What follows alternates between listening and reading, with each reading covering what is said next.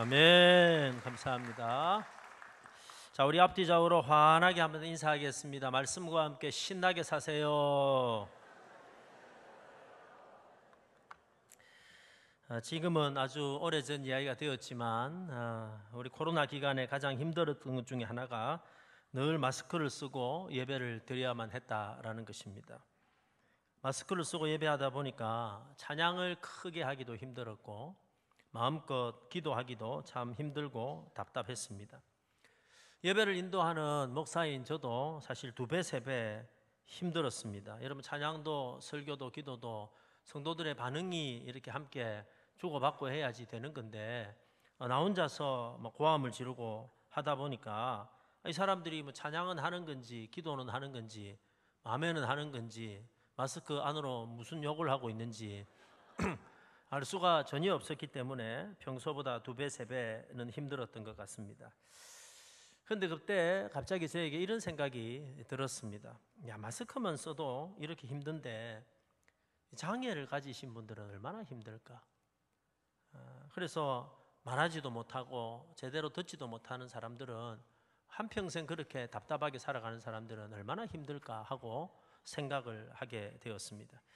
그러고 나니까 오히려 참 짧은 기간이지만 이 마스크 쓰면서 또 이런 생각을 하게 된 것이 너무 감사하고 우리가 평소에 말할 수 있는 것, 평소에 들을 수 있는 것, 그리고 평소에 사소한 것들이 사실은 다 기적과 같은 감사한 일이구나 하는 것을 깨닫게 되어서 오히려 유익한 시간이 되었습니다.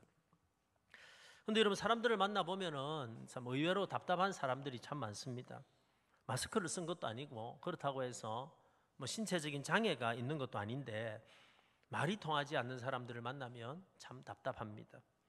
말귀를 못 알아듣는 것인지 아니면은 아예 안 들으려고 하는 것인지 전혀 의사소통이 안 되는 사람들을 만나면 참 답답합니다.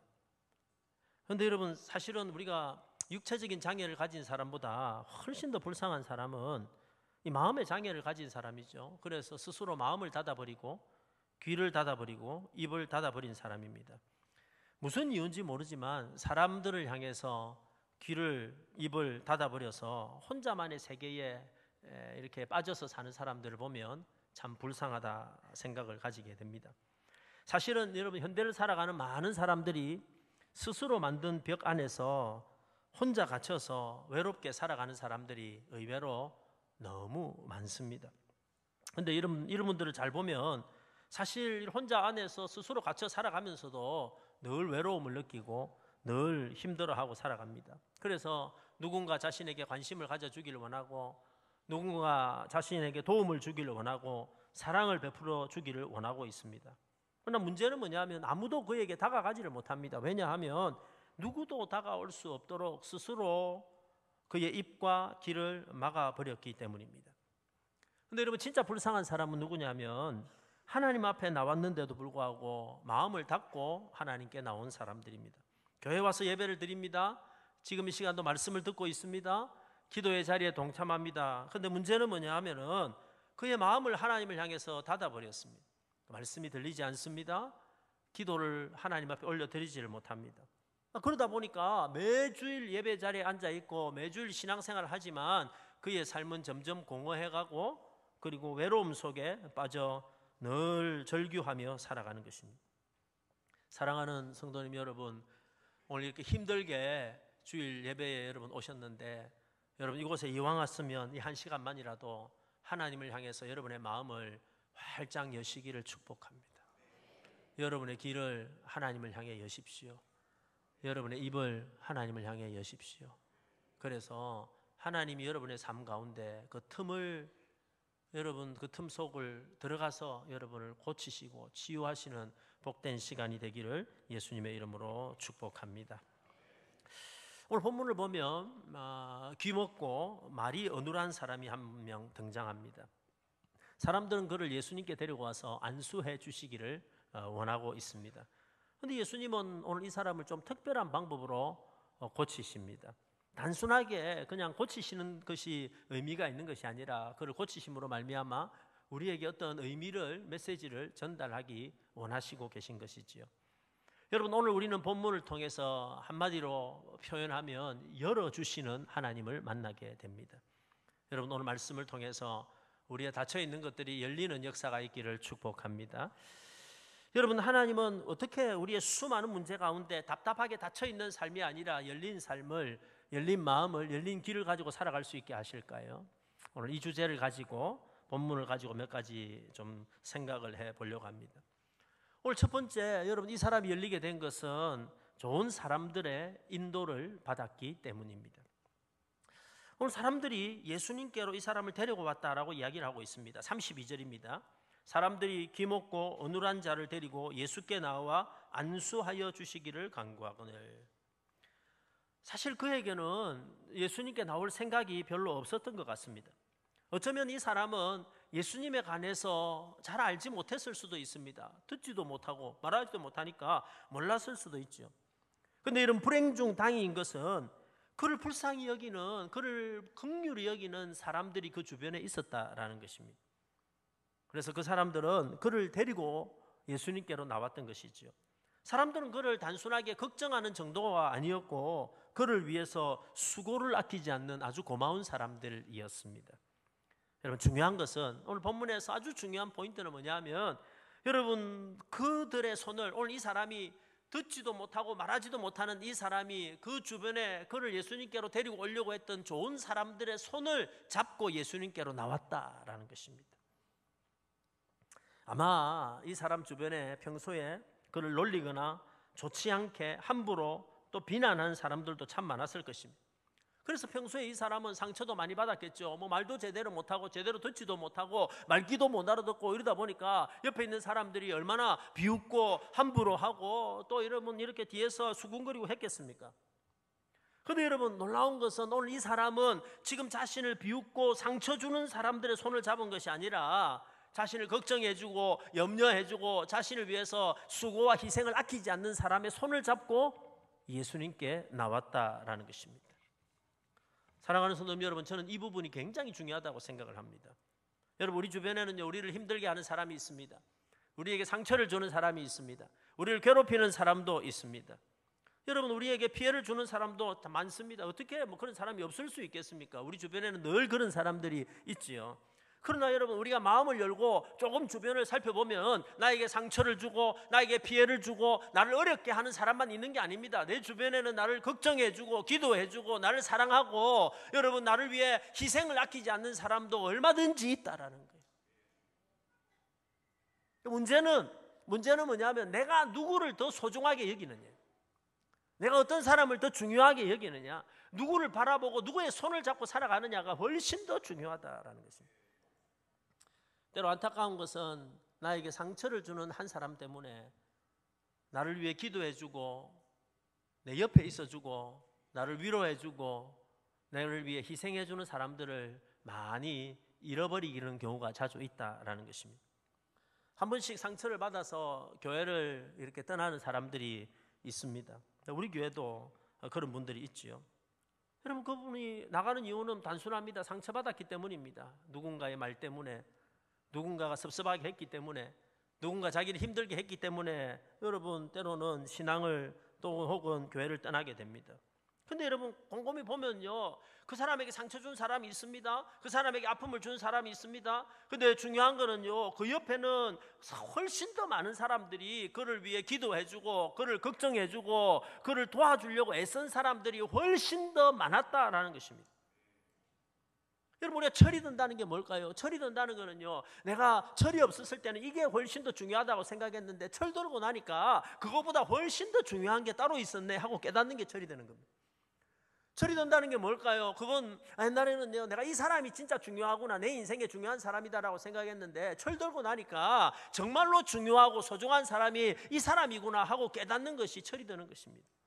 철 들고 나니까 그래도 가족이 제일 중요하구나 하고 깨닫는 거예요. 철들고 나니까 내 아내가 내 곁에 있어주는 남편이 제일 소중하구나. 철들고 나니까 그래도 나에게 아낌없이 주었던 부모님의 사랑이 정말로 중요하구나. 철들고 나니까 그래도 나와 힘들고 어려울 때 함께 있었던 그 친구가 소중한 사람이구나. 철들고 나니까 내가 힘들고 어려운 순간에 내 옆에서 함께 기도했던 기도의 동력자가 제일 중요한 사람이구나. 철들고 나니까 매주 예배하러 나와서 내 곁에 앉아서 함께 예배했던 신앙의 동지들이 중요한 사람이구나 하고 깨닫는 것이 철드는 사람입니다. 제가 2부 예배를 이렇게 드리다 보면요, 여러분 오늘 오신 분들 앉아있는 여러분 자리가 90%는 지난주에 앉았던 자리입니다.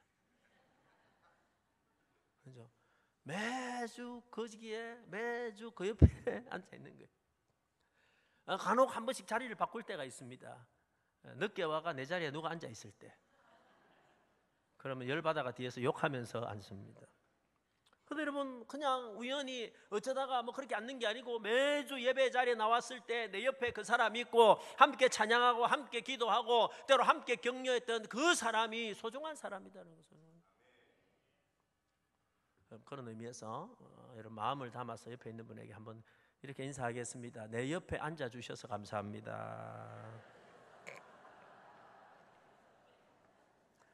여러분 오늘 이 사람이 잘한 게 뭐예요? 이 사람이 잘한 거는 자기를 아끼는 좋은 사람들의 손을 잡고 주님께 나왔다라는 거예요. 어쩌면 얼떨결에 정신없이 마음에 안 내키지만 억지로 나왔을지 모릅니다.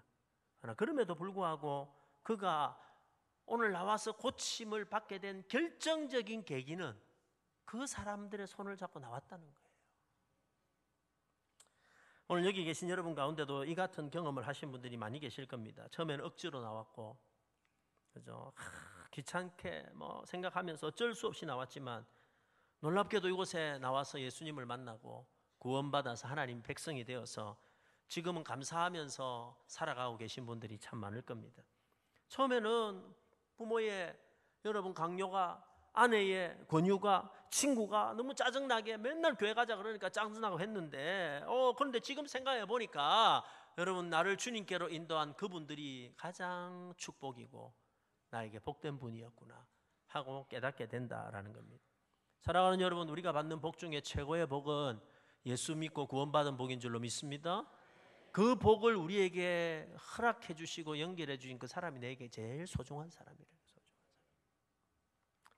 오늘 두 번째로 주님은 그를 따로 데리고 나가셨다라고 이야기를 하고 있습니다. 여러 사람들이 그를 데리고 왔지만 주님은 그 사람들 가운데서 그를 만나지 않고 한적한 곳으로 따로 데리고 가십니다.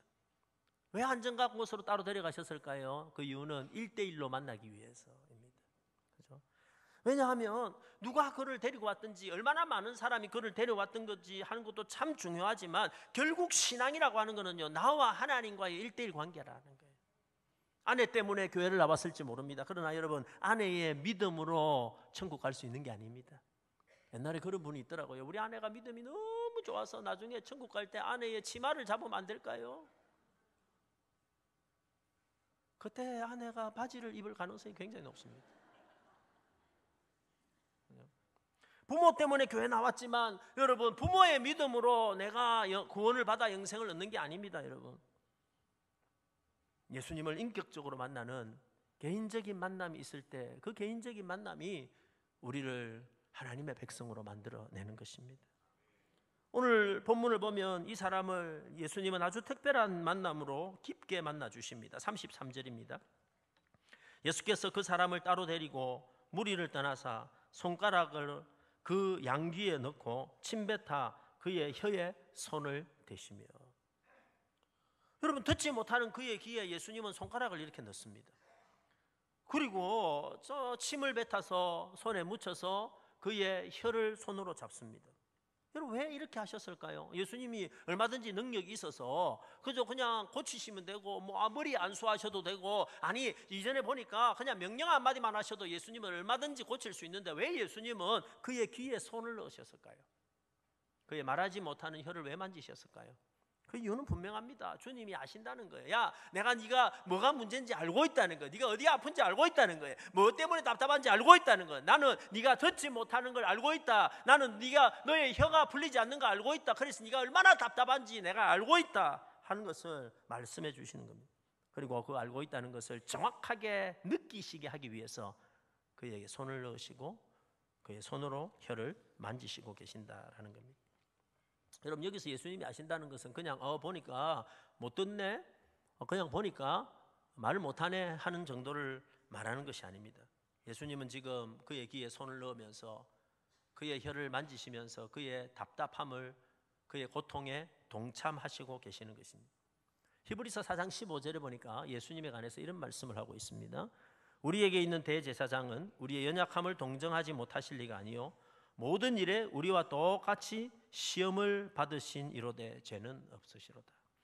그냥 아는 정도가 아니라 우리하고 똑같이 경험하셨다라는 거예요. 똑같이 체험하시고, 그래서 우리가 아는 것하고 예수님이 아는 건 다르다는 거예요. 예수님이 아시는 것은 그의 답답함과 그의 듣지 못하고 말하지 못함으로 말미암아 그가 인생에서 느꼈던 모든 고통을 친히 다 느끼시고 담당하셨을 뿐만 아니라 지금 이 순간 그를 대신해서 예수님은 단식하시기 시작하셨어요.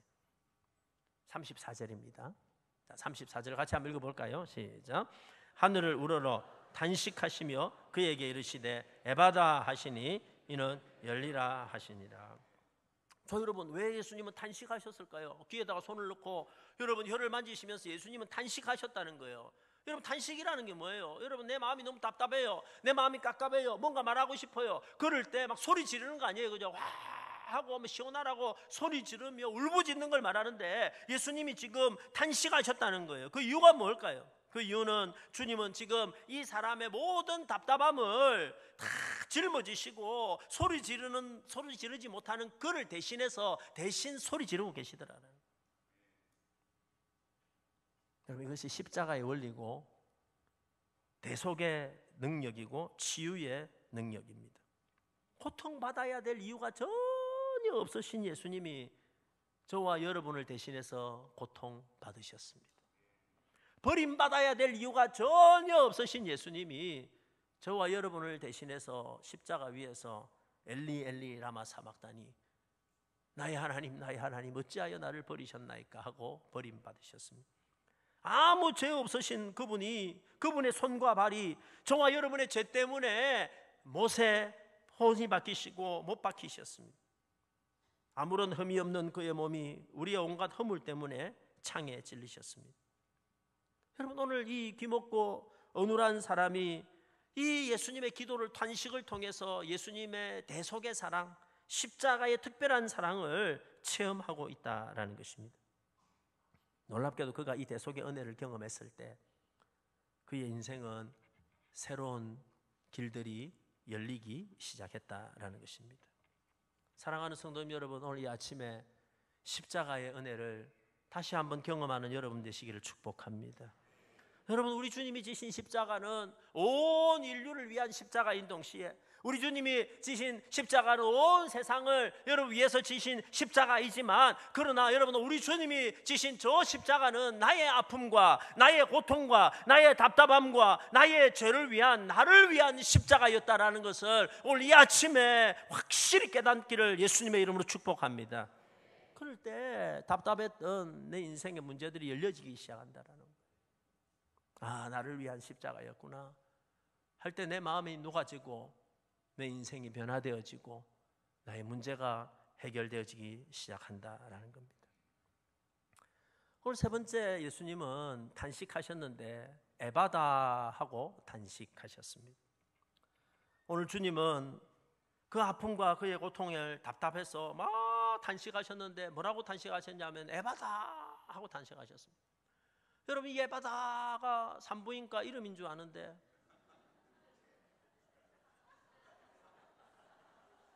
뭐 이런 거 좋아하시네요. 예? 여러분, 이 에바다라는 것은 열리라라는 뜻입니다. 열리라.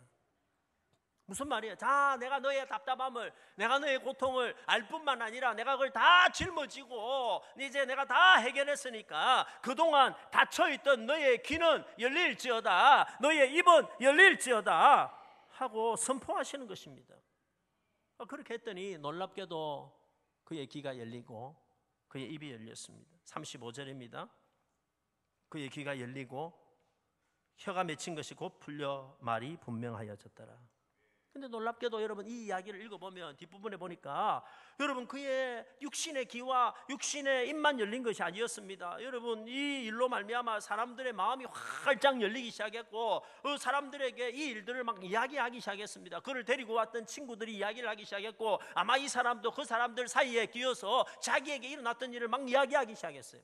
예수님은 가서 이야기하지 마라, 아무한테도 이야기하지 마라 했는데 참을 수가 없었어요. 만나는 사람마다 이야기하고 만나는 사람마다 내놓고 하기 시작했습니다. 뭐가 열린 거예요? 마음이 열린 거예요. 마음이. 여러분 오늘 이 아침에 여러분의 마음이 열리기를 축복합니다. 닫혀있는 마음이 열리기를 예수님의 이름으로 축복합니다. 마음이 열려야 인생이 열리는 거예요. 내 마음이 열려야 말씀의 기도 열립니다. 누가 지었는지 알 수 없지만은 에바다 이야기라는 시가 하나가 있습니다. 제가 한번 읽어드리겠습니다.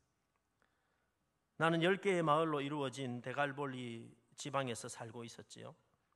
눈을 뜨면 맑은 햇살과 고운 새들을 보았지만 이 세상의 소리는 하나도 들을 수가 없었지요. 어머니의 따뜻한 음성도 형제들의 고운 노래소리도 들을 수 없었지요. 나의 삶은 절망이었습니다. 어느 날 유난히 햇살이 창문을 비집고 들어오던 날 친구들이 내게 몰려왔지요. 그리고 다짜고짜 나를 붙잡고 나를 어디론가 데려갔지요. 친구가 이렇게 손으로 말했지요. 너도 말할 수 있어. 너의 좌절 희망으로 바꿀 거야.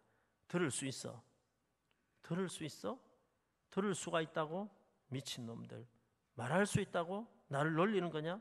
나는 태어나면서부터 이랬어. 나는 병신이야. 제발 그냥 그대로 놔줘. 그때 내 눈안에 누군가를 볼 수가 있었지요.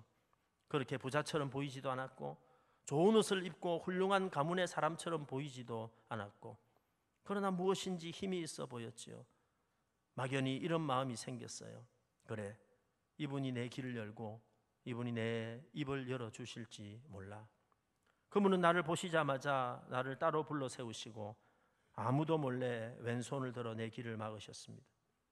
어떠한 따스함이 일어났어요. 그리고 오른손을 들어 침을 묻히시고 내 혀에 그 손을 대셨지요. 그리고 무엇인가 말씀하셨어요. 하늘을 보며 탄식하시며 눈물을 흘리며 이 닫힌 세상이여, 이 막힌 사람들이여, 사랑치 못한 사람들이여, 답답한 형제들이여, 귀가 있어도 말씀을 못 들으며 입이 있어도 찬양치 못할 자들이여, 닫힌 마음을, 닫힌 가슴을, 닫힌 입을 열어라. 에바다. 천지가 깜깜해지고 온몸이 부르르 떨리더니 귀에 막힌 것이 열리고 입에 맺힌 것이 풀렸지요.